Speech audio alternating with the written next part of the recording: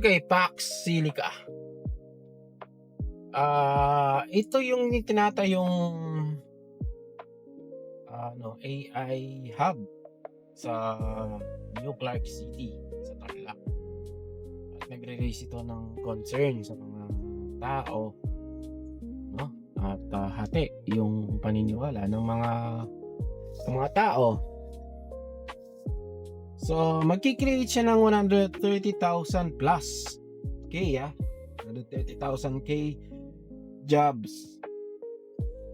At maninira naman siya ng about 8,000 football field or nasa around basta parang ganun na basta ganun yung na-research ko. Hindi ako certain sa actual number, pero parang ganun. Malaking masyado. So, syempre, malaki yung impact niyan sa atin. Unang-una, yung economy natin, no? Malaki. Malaking-malaki yan. Mag-iiba talaga yung natin. Mag-iiba yung flow natin. Mag-iiba yung economy natin. Ang problem kasi ay yung mga mahawak ng tax, mahawak sa gobyerno natin. Kumusta? Baka magiging source na naman yan ng corruption.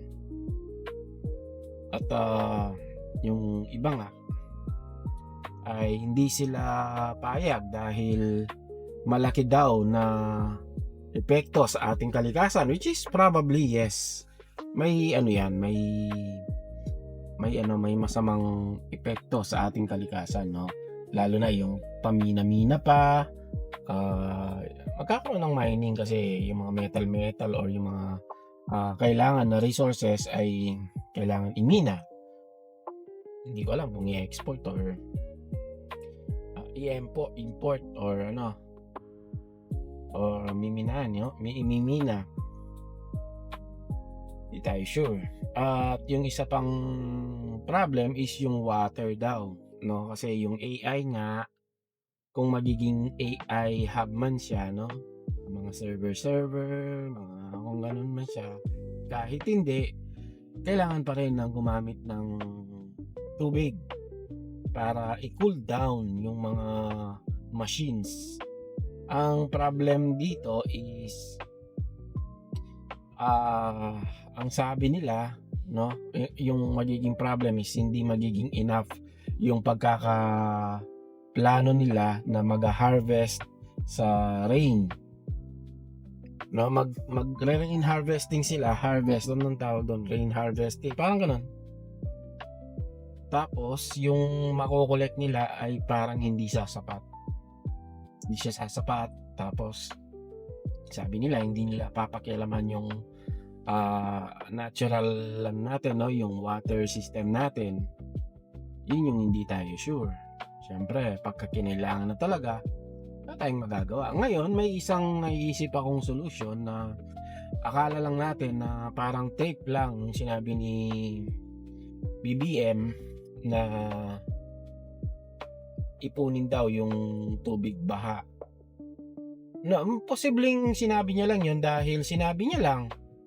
Pero ang sabi niya, gamitin, no, pagka gamitin natin sa tamang panahon. Malay natin ito yun. Pwede, no? Ewan ko kung yun yung pinaplano nila, pero posible naman talaga na mag-harvest tayo ng tubig mula sa baha. Then, i-filter. Maybe, gagamit ng konting pondo. Well, konting pondo, pagka napunta na sa gobyerno yan, malaking pondo na. Kasi meron na silang kickback, no? Alam naman natin, yung gobyerno natin. Ayun, posibleng gawing sana yun. Kaya lang, hindi pa rin nawawala yung mining na sinasabi, no? Kasi kakailanganin natin ng mga resources nga. Nabanggit ko na rin kanina. So, ayun, posible tayo doon sa water. Aside sa pag-harvest nila ng ulan, yung pag-harvest din nila sa tubig baha. Gagamit sila ng mga fire truck, ganon, para i-transport yung tubig. medyo like I said nga, gagamit ng pondo yan. Ano pa? Cooling system, syempre, yung if pwedeng i-recycle. Total, yung tubig, di naman yan nawawala eh. Nag-evaporate lang naman yan eh. Tapos kunin ulit nila. No, parang yung nakita lang natin na, ayun ko kung nakita nyo na, ako pala, nakita ko. Yung gumawa ng solar na nire-recycle niya yung sarili niyang ilaw. Maybe lesser na yung nakukuha niya, pero recycle pa rin. Yung isang solar, nakapasok dun sa nagre-recycle siya paulit-ulit, parang ganun. So yun yung nakikita kong isang solution is flood harvesting. Kaya magbenta tayo ng tubig sa kanila, yung mga nakukuha natin sa flood, posible, no? Dala ka naman sa dala ka ng tubig. Hindi, medyo mapapagod ka doon at saka hindi ganun kamahal nilang bibilhin yung dadala mong tubig. Siguro hindi rin pwedeng hindi rin pwedeng anong tawag dito? Hindi pwedeng ordinaryong sasakyan lang eh. Kailangan talaga na gagamitin na sasakyan doon is fire truck talaga. Dahil yun yung may lalagyan ng tubig. Tapos dinideposit nila doon, no, yung mga fire truck galing sa masusolusyonan pa yung baha at mako-cover up nila yung flood control, di ba? Sasabihin nila, wala nang flood control. Yun pala, hinarvest lang yung flood. Madami-daming truck yung kailanganin doon, syempre. Lalo na pagka nagbabaha, buong syudad yung nalulunod. Pero definitely makakatulong yun. Makakabawas ng tubig.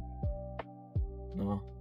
Sana kung meron tayong system na talagang naka-harvest yung yung tubig baha. Kagaya ng halimbawa, yung binabaha lagi is yung kunwari dito sa Pampanga, sa Candaba, kunwari, or sa Masantol, Makabebe, yan yung mga binabaha talagang hindi ko pa alam, San Luis, Santa Rita, di ko alam kung ano yung mga solid na binabaha.